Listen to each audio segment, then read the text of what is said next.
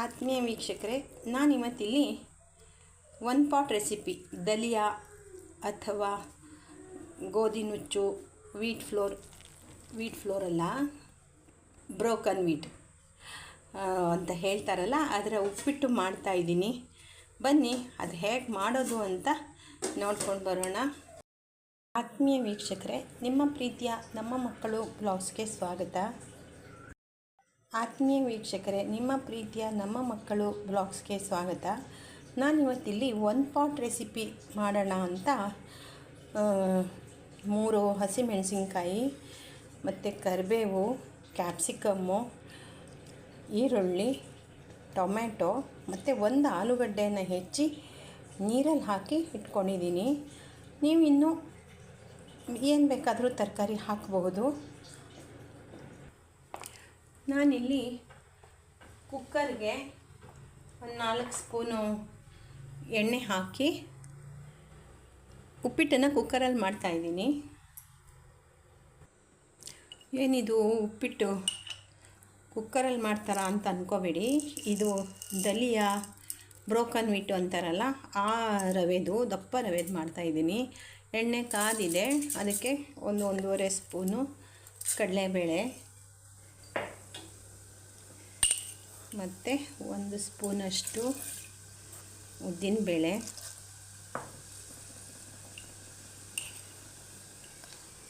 ಸಾಸಿವೆ ಮತ್ತು ಒಂದು ಸ್ವಲ್ಪ ಜೀರಿಗೆ ಹಾಕ್ತಾಯಿದ್ದೀನಿ. ಇದು ದಲಿಯಾ ನಾವು ಇದರಲ್ಲಿ ಮಾಡಿದ್ರೆ, ಬಾಣಲೆಯಲ್ಲಿ ಮಾಡಿದ್ರೆ ಏನಾಗುತ್ತೆ, ನಿಮಗೆ ಬಾಣಲೆಗೆ ಹಿಡಿಯುತ್ತೆ, ಬೇಗ ಬೇಯಲ್ಲ, ತುಂಬ ದಪ್ಪ ಇರುತ್ತೆ, ನೋಡಿರಬಹುದು ನೀವು. ಹಾಗಾಗಿ ನಾನು ಕುಕ್ಕರಲ್ಲಿ ಮಾಡೋದು ಅಭ್ಯಾಸ ಮಾಡಿಕೊಂಡೆ. ಈಗ ಒಂದೊಂದಾಗಿ ಒಗ್ಗರಣೆ ಹಾಕೋಣ. ಈರುಳ್ಳಿ ಹಾಕ್ತಾಯಿದ್ದೀನಿ, ಹಸಿಮೆಣಸಿನ್ಕಾಯಿ ಉದ್ದುದ್ದ ಸೀಳ್ಕೊಂಡಿದ್ದೀನಿ. ಉದ್ದ ಸೀಳ್ಕೊಂಡ್ರೆ ನಿಮಗೆ ಅಷ್ಟು ಖಾರ ಬರಲ್ಲ. ಖಾರ ಬೇಕು ಅಂದರೆ ಇದನ್ನು ಅಡ್ಡಡ್ಡ ಸೀಳಬೇಕು, ಆಗ ಖಾರ ಬರುತ್ತೆ. ಅದೇನೋ ಗೊತ್ತಿಲ್ಲ, ನಾನು ಎಷ್ಟೋ ಸಮಯ ಮಾಡಿದಾಗ ಅಡ್ಡ ಸೀಳಿದ್ರೆ ಖಾರ ಬರಲ್ಲ, ಖಾರ ಬರುತ್ತೆ. ಉದ್ದ ಸೀಳಿದಾಗ ಖಾರ ಬರಲ್ಲ. ಅದು ರುಚಿ ಕೊಡಬೇಕಷ್ಟೇ, ಖಾರ ಇರಬಾರ್ದು ನಮಗೆ. ಹಾಗಾಗಿ ನಿಮ್ಮ ಅನುಕೂಲ. ಕ್ಯಾಪ್ಸಿಕಮ್ ಹಾಕಿದ್ದೀನಿ, ಕ್ಯಾಪ್ಸಿಕಮ್ಮು, ಈರುಳ್ಳಿ, ಕರಿಬೇವು ಎಲ್ಲ ಹಾಕಿದ್ದೀನಿ.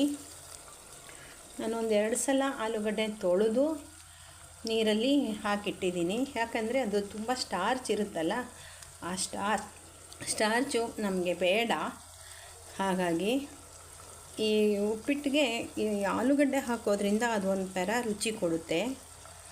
ನೀವು ಒಮ್ಮೆ ಈ ಥರ ಮಾಡಿ ನೋಡಿ. ದಲಿಯಾ ಮಾಡಿದಾಗ ನಮಗೆ ಬಾಣಲೆಗೆ ಮೆತ್ಕೊಳ್ಳೋದೇ ಜಾಸ್ತಿ. ನಾವು 1 ಕಪ್ ಸಾಕು ಅಂದರೆ 2 ಕಪ್ ಹಾಕಬೇಕಾಗುತ್ತೆ. ಈಗ ಶುಂಠಿ ಪುಡಿ ಹಾಕ್ತಾಯಿದ್ದೀನಿ. ಇದು ಸ್ವಲ್ಪ ಗ್ಯಾಸ್ ಆಗುತ್ತೆ ಅಂತ ನಾನು, ಉಪ್ಪಿಟ್ಟು ಸಾಧಾರಣವಾಗಿ ಗ್ಯಾಸ್ ಆಗುತ್ತೆ, ಹಾಗಾಗಿ ಶುಂಠಿ ಪುಡಿ, ಕಾಳುಮೆಣಸು ಹಾಕ್ತೀನಿ. ಬಟ್ ಕಾಳುಮೆಣಸು ಇವತ್ತು ಹಾಕ್ತಾಯಿಲ್ಲ.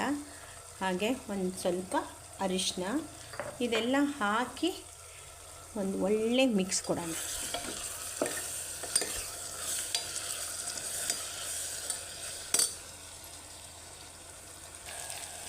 ಈಗ ದಪ್ಪ ರವೆ ಹಾಕ್ತಾಯಿದ್ದೀನಿ ನೋಡಿ. ಇದೇನೆ ಬ್ರೋಕನ್ ವೀಟು ದಲಿಯಾ ಅಂತ ಹೇಳ್ತಾರೆ. ಇದು ಗೋಧಿ ನುಚ್ಚು, ಸೀದಾ ಹೇಳಬೇಕು ಅಂದರೆ. ನಾನು ಇದನ್ನು 3 ಕಪ್ಪು ಹಾಕ್ತಾಯಿದ್ದೀನಿ. 3 ಕಪ್ಗೆ ನಾನು 3 9, ಅದ್ರ ಜೊತೆಗೆ 1 3 ಹಾಕಿದ್ದೀನಿ. ನೀರು ಹಾಕಿ ಕುದಿಸಿ ಇಟ್ಕೊಂಡಿದ್ದೀನಿ. ನೀವು ಈ ರೇಷಿಯೋನಲ್ಲೇ ಇದಕ್ಕೆ ನೀರು ಹಾಕಿದ್ರೆ ಸರಿಯಾಗಿ ಬರುತ್ತೆ. ಕುದಿಸಿಟ್ಟಿರೋ ನೀರು ಹಾಕಿದ್ದೀನಿ, ಆದರೂ ಒಂದು ಕುದಿ ಬರಬೇಕದು. ಈಗ ಕುದೀತಾ ಇದೆ. ಈ ಹಂತದಲ್ಲಿ ನಾನು ಟೊಮೆಟೊ ಹಾಕ್ತಾಯಿದ್ದೀನಿ.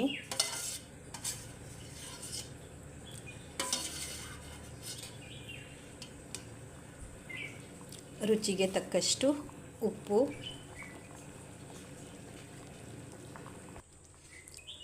ನಾನೀಗ ಕುಕ್ಕರ್ ಲಿಡ್ಡು ಕ್ಲೋಸ್ ಮಾಡ್ತೀನಿ. 3 ವಿಷಲ್ ಹೊಡಿಸ್ಬೋದು, ಇಲ್ಲ ನೀವು 2 ಮಾಡ್ಬೋದು. ಯಾಕೆಂದರೆ ಇದು ಪುಟ್ಟ ಕುಕ್ಕರು, ಹಾಗಾಗಿ ನಾನು 3 ವಿಷಲ್ ಹಾಕಿಸ್ತೀನಿ.